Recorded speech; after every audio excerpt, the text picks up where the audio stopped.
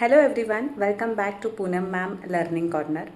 आजचा थंबनेल बघून तुम्हाला कळलंच असेल की आजच्या टॉपिकचं नाव आहे कॅलेंडर. आणि कॅलेंडर हा टॉपिक जो आहे तो थोडा मोठा आहे, त्यामुळे मी यावर आधारित जे व्हिडिओज आहे ते 3 ते 4 पार्ट्समध्ये बनवणार आहे. तर हा त्याचा पहिला पार्ट आहे. हा व्हिडिओ तुम्ही शेवटपर्यंत नक्की बघा आणि आवडल्यास नक्की एक लाईक करा. आणि माझं चॅनल अजूनही जर सबस्क्राईब केलं नसेल तर नक्की सबस्क्राईब करून घ्या. तुम्हाला खूप काही शिकायला मिळेल. तर कॅलेंडरमध्ये ऑर्डिनरी इयर आणि लीप इयर असे 2 पार्ट होतात. आता ऑर्डिनरी इयर म्हणजे काय की सामान्य वर्ष, ज्यामध्ये 365 डेज असतात. आणि लीप इयरमध्ये 366 डेज असतील. म्हणजे जानेवारी ते डिसेंबर महिन्यापर्यंतचे आपल्याला डेज माहिती आहेत. तर फेब्रुवारी महिन्यामध्ये 28 और 29 डेज असतात.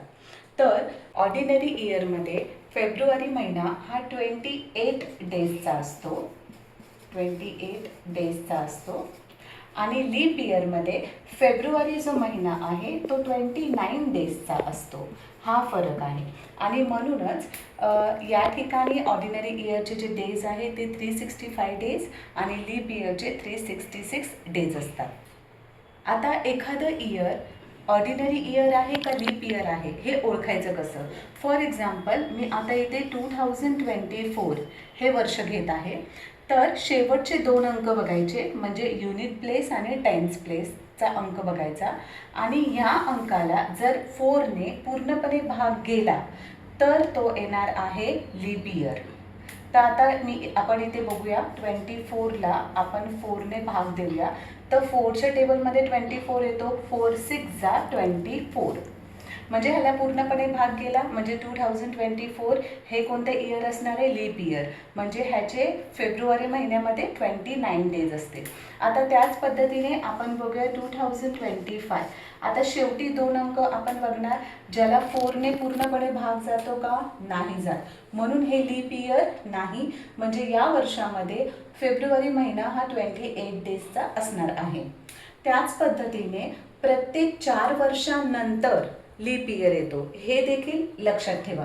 म्हणजे आता 2024 मध्ये लीप इयर आलं तर डायरेक्टली 2028 मध्ये लीप इयर येणार. म्हणजे 4 वर्षाचा गॅप असतो. या ठिकाणी मी एक क्वेश्चन घेतला आहे. 1 जॅन 2020ला जर मंडे आहे तर 1 जॅन 2021ला कोणता डे असेल? तर ह्याची एक सोपी ट्रिक आहे. तर यामध्ये आपण बघायचं सगळ्यात पहिले की हे जे वर्ष आहे ते लीप इयर आहे की नाही. आता लीप इयर ओळखायचं कसं हे आपण ऑलरेडी शिकलेलो आहोत. शेवटचे जे 2 अंक आहे म्हणजे युनिट आणि टेन्स प्लेसला 4ने पूर्णपणे भाग जातो का ते बघायचं. तर 4च्या टेबलमध्ये 20 येतात म्हणजे हे लीप इयर आहे. आता जर हे लीप इयर असेल तर बघा सेम डे आहे. 1 जॅनचंच विचारलंय, फक्त एक वर्ष पुढे गेलंय. तर काय करायचं, जर हे लीप इयर असेल तर 2 दिवस आपल्याला पुढे जायचं. म्हणजे हा मंडे आहे तर प्लस 2 डेज वाढवा. म्हणजे मंडेच्या पुढे काय येणार? ट्यूसडे आणि वेनसडे. म्हणजे ह्याचं आन्सर तुमचं येणार आहे वेनसडे. आता हे आन्सर आपण किती सेकंदात काढू शकतो बरं? हार्डली तुम्हाला यासाठी 4 ते 5 सेकंद लागतील. आता याच पद्धतीचं मी अजून एक उदाहरण घेते. आता मी हे सेकंड एक्झाम्पल घेतलेलं आहे. 1 मार्च 2020 मध्ये वेनसडे आहे. तर 1 मार्च 2021 मध्ये कोणता डे असेल? आता यामध्ये आपण बघू शकतो की इथे लीप इयर आहे हा, कारण शेवटी 20 आहे. 4च्या टेबलमध्ये 20 येतात म्हणजे हा 2020 हे लीप इयर आहे.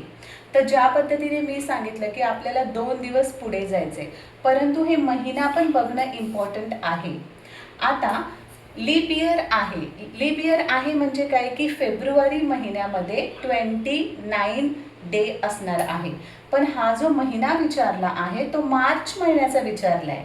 म्हणजे फेब्रुवारी महिना इथे उलटून गेला आणि आपल्याला मार्च महिन्याचं विचारलंय. तर जेव्हा असे प्रश्न येणार तेव्हा आपल्याला 2 दिवस पुढे जायची गरज नाही, फक्त एकच दिवस पुढे जायचं. म्हणजे इथे काय येणार? वेनसडेच्या पुढे काय येतं? थर्सडे. म्हणजे ह्याचं आन्सर तुमचं येणार आहे थर्सडे. या दोन्ही कन्सेप्ट कळल्या? लीप इयर असेल आणि सेम डेचं विचारलं असेल आणि एकच वर्ष पुढे असेल तर बघायचं की जर फेब्रुवारी महिना आला नसेल, फेब्रुवारी महिन्याची जी तारीख आहे 29 ती जर आली नसेल तर +2 डेज आपल्याला पुढे जायचे आणि जर पुढचं विचारलं तर आपल्याला +1 डे पुढे जायचे आहे. या ठिकाणी मी अजून एक उदाहरण घेतलं आहे. 1 फेब 2023 मंडे आहे, 1 फेब 2024 विचारले. सेम डे आहे, फक्त एक इयर पुढे गेला आहे. आता या ठिकाणी आपण बघू शकतो की हे 2023 हे लीप इयर नाही, कारण या 2 अंकांना 4ने पूर्णपणे भाग जात नाही, म्हणून हे लीप इयर नाही. मग जेव्हा लीप इयर नसेल तेव्हा सिंपल आपल्याला एकच दिवस पुढे जायचं आहे. मग ते कोणत्याही महिन्याचं विचारू द्या. लीप इयर नसेल आणि तर आपल्याला एकच दिवस पुढे जायचं आहे. मग इथे मंडे आहे तर ह्याचा आन्सर काय येणार आहे? ट्यूसडे.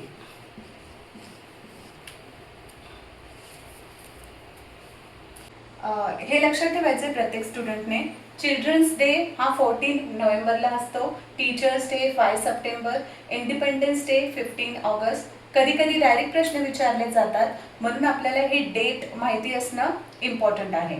आणि यामध्ये एक गोष्ट लक्षात ठेवायची आहे, चिल्ड्रन्स डे, टीचर्स डे आणि इंडिपेंडन्स डे ह्याचा वार सेम असणार, म्हणजे सेम डेला येणार आहे. आणि त्याच पद्धतीने महाराष्ट्र दिवस, गांधी जयंती हे सुद्धा सेम डेला येणार. कधी कधी असा प्रश्न विचारला जातो की महाराष्ट्र दिवस जर 2026 साली जर फ्रायडेला आहे तर गांधी जयंतीचा वार काय असेल. तर आपल्याला कॅल्क्युलेट करायची वगैरे काही गरज नाही, डायरेक्ट सेम डे येणार. फ्रायडे सांगितलं असेल तर फ्रायडेच येणार. हा पार्ट 1 होता. पार्ट 2मध्ये आपण आणखी महत्त्वाच्या कॅलेंडर ट्रिक्स शिकणार आहोत. त्यामुळे यूट्यूब चॅनल सबस्क्राईब करा आणि इंस्टाग्रामला देखील फॉलो करा, म्हणजे पुढचा भाग चुकणार नाही.